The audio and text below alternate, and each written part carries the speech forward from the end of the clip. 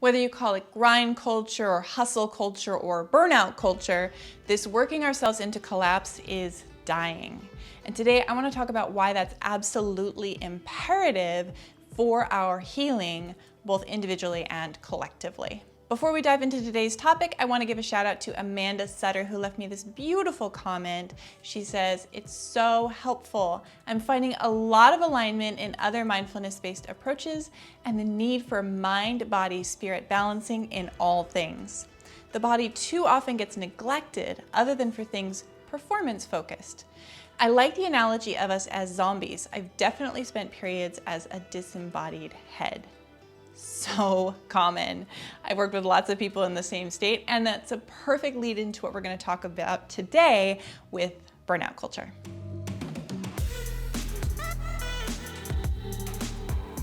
I'm Suki Baxter, founder of Whole Body Revolution, where I help you to rewire yourself.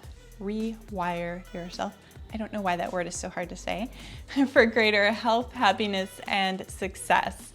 If you're new here, make sure you click that subscribe button and hit the bell to get notified so you never miss a video update. And all of the things that I mentioned in this video, you can find linked in the description box below. So let's get into it. Okay, so first of all, can we talk about what burnout actually is and what it feels like? Burnout is actually a trauma state. This is neurological fact. So when scientists and researchers look at your brain in neuroimaging, they see activation in the same parts of the brain that would be active in people who had childhood trauma. So burnout actually has physiological effects on your brain and your body that would mirror the effects of a traumatic past. And this is really what I want to talk about today, is this concept of burnout being something that is a mental or emotional state and not related to other issues in our lives at all. So I've spent a long time working with people who are in pain, and my experience with that is that the health industry treats pain as something that is completely disembodied, in a funny way, haha, no pun intended, from the rest of your life. So in general, when it comes to pain therapy, the vast majority of treatments are looking at structural problems and structural solutions. They are looking to see what muscles are tight, what muscles are weak, if you have a bulging and herniated disc, if you have something broken or ruptured or injured in some way. Very important things to look at. I'm not negating that at all, but that's only a certain percentage of what's going on, because pain is actually a brain state, not a body state. So here's what I mean by that. Pain is a sensation that is generated by your brain. That means that your body is actually sending signals to your brain. Then your brain interprets those signals and says, okay, there's something wrong in that area. I'm gonna sound the alarm, and that alarm is pain. So the pain doesn't originate in your body, although the sensory stimulation for the pain originates in your body. So I wanna be really clear that this isn't about pain being all in your head, made up or imaginary, but I want you to understand how pain actually works on a neurological level in your body. So here's the thing. When you're in a threat or a trauma or survival state, meaning your nervous system is highly active, you are much more sensitized to sensory stimulus, meaning that the smallest stimulus can cause a painful reaction in your brain because the data being sent is so much louder, and your brain sort of freaks out and goes, oh my gosh, we're in trouble here and we're going to be in a lot of pain.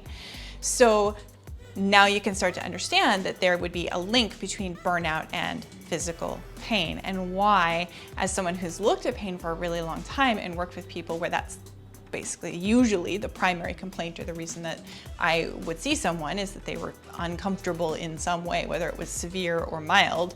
There was discomfort, tension, and lack of flexibility, immobility, things like that. Those are usually treated, like I said, as body problems, but when you start to understand this pain connection to the brain, it makes sense that your stress levels and your levels of burnout would be related to any pain that you are experiencing. So remember, at the beginning of this video, I mentioned that burnout culture dying is absolutely imperative for us to heal as individuals and also as a collective. So what I wanted to bring up about that is that our culture at the moment treats us as though your mind is over here, your body's over here, and you're gonna get this treatment for pain, and nothing in your life is addressed. I swear to you, if my clients I don't mean anything by this. This is just our conditioning. But my clients, if they could drop their bodies off to be like fixed or corrected while they go do something else, and their brain is like off having coffee or whatever, I'm sure they would. And I completely understand where this is coming from, because we are conditioned to believe, like I said, that our body has nothing to do with the rest of what's going on with us. The problem with that from a medical perspective is that if we continue to treat pain in this way while not addressing the cultural ramifications of a grind or a hustle culture or a burnout culture that is driving us constantly to be constantly productive, to be constantly on, and only allotting us downtime every so often, then we are going to be struggling on an uphill battle to deal with not only chronic pain, but other issues as well. So being in burnout actually can increase your risk of cardiac arrest by as much as 79%. So that's almost an 80% increase in your risk of having a heart attack. So we are busily addressing all of the issues at the individual body level when it comes to health and when it comes to pain and when it comes to things like heart disease. We're not addressing these systemic issues, and it's absolutely imperative for burnout culture to go away so that we are not being driven in this way, because the reality is you are not a machine and your body is not a machine. Thinking of ourselves like a machine is actually a holdover from the Industrial Revolution, at a time where machines were crazy good. They were changing everything and making everything so much easier for people.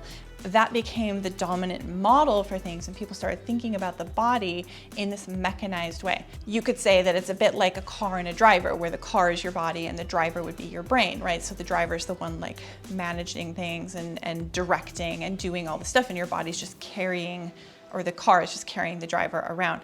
That's not a good analogy for how your brain and body interact. Your brain and body are much more like this. And in fact, you have 80% of your sensory nerves, or excuse me, 80% of your nerve fibers are sensory. They're sending information upward to your brain. So your brain is getting a lot more data from your body than the other way around. So the idea that your body is just a sort of primitive machine that carries around this supercomputer of your brain, it's outdated, it's not accurate, and it's what's keeping our health stuck.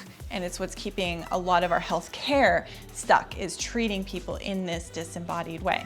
It's also perpetuating trauma, because burnout is a trauma state, right?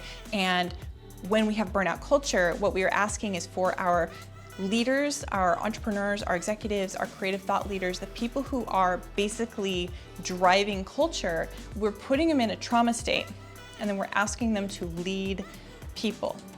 Here is what I know irrefutably. Leadership is about cultivating trust and safety. It's not about getting people to do what you want. That comes after you cultivate trust and safety. If you are in a biological state of dysregulation because you're in burnout and in a trauma state and feel like you can't let down ever, you are not able, physiologically, biologically, I don't mean you're not mentally able, I mean on a physiological level, you cannot cultivate safety because of something called co-regulation. People can tell. On a basic level, people know when you're in this state, and it affects their own nervous systems, and you feel unsafe to them. So you are not going to ever be able to cultivate the kind of foundation that you need in order to get people to do what you want without a lot of struggle and strife. So we are, in a sense, stuck in this awkward loop where because of our mind-body dualism and because of our culture that drives trauma states, we are perpetuating burnout culture. But here's also what I know. Burnout culture is dying. People are waking up to the fact that this is not sustainable, it's not humane, and it's not what we want. And we are ready for a change. We're ready for a change personally. I know I don't want to live in pain. I don't want to accept the idea that my body is just going to break down as I get older, which, by the way, a lot of what we call aging is burnout. It's trauma. It's stress states in your body. I have seen way too many people at advanced ages become much more mobile and flexible than people who are in their 20s and 30s. to buy the story that we just break down and become less capable as we get older. And I think that people are starting to understand that as well, that we don't have to accept that we can actually thrive throughout our lives, and that we can experience joy and connection and fulfillment and inner peace. And I see that this is what's driving us now, far more than consumerism, far more than getting the big house or any kind of accolades of that sort, that we're really, as a culture, shifting towards being driven by fulfillment and by connection, which is going to heal our trauma, because the more connected we can be, the more we can co-regulate, and the more healthy nervous systems we have, the more we will hold space for that. This is the work that I am doing in the world. I really wanted to share this expanded perspective about burnout culture and our culture of extremity in all things, and how we really drive ourselves and really bring awareness to the water or the ether that we're all in, because I think it can be very difficult to see it. Although with the current events going on and having our culture completely stop for a while, a lot of people became really present to the fact that we have been not present, that we have been just running from thing to thing to thing. A lot of people are saying things like, if I had a spare hour, like, I don't even know what I would do with it, because we're just so driven and so busy. And that is, in essence, being in fight or flight all the time. You're always running from thing to thing to thing. And if you stop, there's no ability to rest and feel safe and secure.